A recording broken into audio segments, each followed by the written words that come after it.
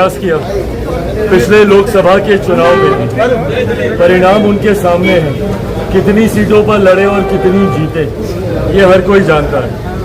ऐसे में पुनः उनको अभी प्रयास करने की कोई ज़रूरत नहीं है। ये विश्वास मैं उनको दिलाता हूँ, मेरी सरकार के बिहाफ पर ये यकीन मैं उनको दिलाता हूँ कि एनडीए की ये सरकार हमारे प्रधानमंत्री नरेंद्र मोदी जी के नेतृत्व में आगामी 5 साल न सिर्फ मजबूती से चलेगी, बल्कि इन 5 सालों में कई बड़े और कड़े फैसले भी देश हित में लिए जाएंगे, प्रधानमंत्री जी के नेतृत्व में लिए जाएंगे, जिसका समर्थन एनडीए का हर एक घटक दल करेगा।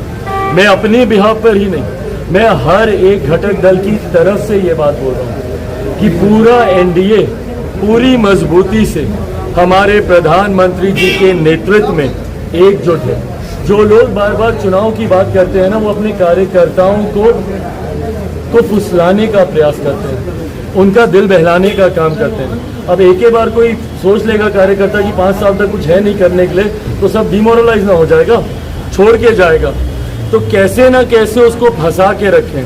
अभी अगस्त तक बोले हैं, अगस्त में दिसंबर बोलेंगे, दिसंबर में अगले साल बोलेंगे, उसके बाद 1.5 साल के बाद बोलेंगे, करते करते 5 साल।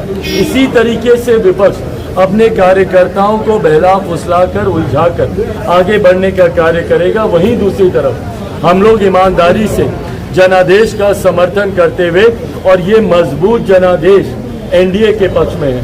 अगर कोई ये बात का भ्रम फैलाने की सोच रहा है या अगर ऐसी मानसिकता रखता है कि ये गठबंधन मजबूत नहीं है, चट्टानी एकता के साथ हर एक घटक दल, भले वो तेलुगु देशम पार्टी हो, जनता दल यूनाइटेड हो, हम लोगों की लोक जनशक्ति पार्टी रामविलास हो, शिवसेना हो, जितने हमारे घटक दल हैं, उत्तर प्रदेश की जितनी पार्टियां हैं, अपना दल हो, जयंत चौधरी जी की पार्टी हो, डाउन साउथ की तमाम घटक दल पूरी मजबूती से, बिहार से ही मांझी जी हो, उपेंद्र कुशवाहा जी, भाई अब तो उनको राज्यसभा भी भेजा जा रहा है। तो ये तमाम हमारे गठबंधन की मजबूती को दर्शाता है।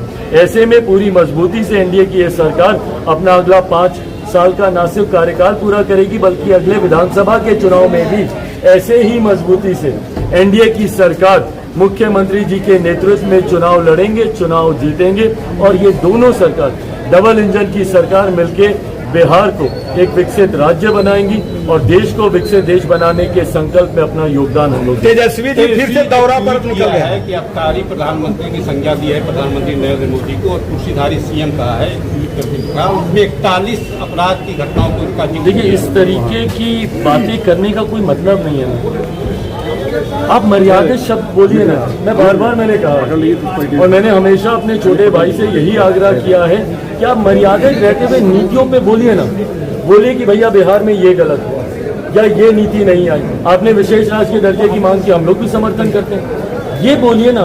किसी के ऊपर ऐसे व्यक्तिगत टिप्पणी करना, भले वो प्रधानमंत्री का पद हो या मुख्यमंत्री का पद हो, आपको गलत दृष्टि में दिखाते हैं। इससे ये दिखता है कि आप कितना खिजे हुए हैं, आप कितना चिढ़े हुए हैं, तभी आप ऐसी भाषा का इस्तेमाल करते हैं। ऐसे शब्दों का इस्तेमाल जब आप खिंच जाते हैं, तब आप दूसरे को चिढ़ाने की सोच के साथ आप इस्तेमाल करते हैं, जो आपको गलत दृष्टि में दिखाता है। मैं चाहूंगा कि विपक्ष एक सकारात्मक विपक्ष की भूमिका निभाए।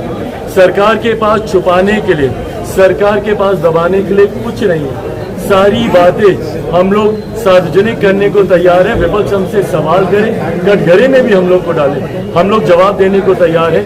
जहां हम लोग गलत होंगे विनम्रता से स्वीकार करेंगे, पर विपक्ष की ऐसी ओछी बातों को कतई मर्यादा में रहकर हम लोग स्वीकार नहीं करेंगे। तेजस्वी जी फिर से दौरा पर निकल रहे हैं। लोकसभा के चुनाव में आपने नारा दिया था 400 पार, इस बार बिहार विधानसभा का चुनाव 2025 में होने जा रहा है, 200 पार का नारा आप ले रहे हैं। भाई देखिए, मैं मानता हूँ 400 पार के नारे में कहाँ कमी रही, इस पे मंथन लगातार चल रहा है और कई जानकारियां आई भी हैं सामने।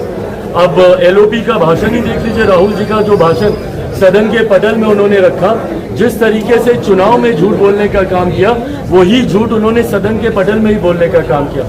कुछ राज्यों में संभवतः उनका झूठा नैरेटिव, विपक्ष का झूठा नैरेटिव, आरक्षण समाप्त हो जाएगा, संविधान खतरे में है, लोकतंत्र की हत्या हो जाएगी।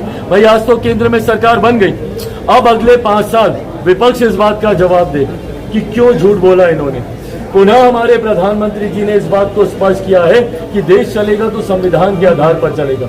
और आरक्षण, मैं पुनः इस बात को कहता हूं, हर मंच से मैंने कहा है कि दुनिया की, मैं देश तो भूल जाइए, दुनिया की कोई ताकत नहीं है जो आरक्षण को समाप्त कर सके। आरक्षण जैसे था वैसे ही चलेगा, बल्कि हमारी सरकार ने इसको और मजबूत करने का काम किया। गाहे बगाहे इस आरक्षण को हम लोगों ने मजबूत करने का काम किया, मेरे नेता ने मजबूत करने का काम किया।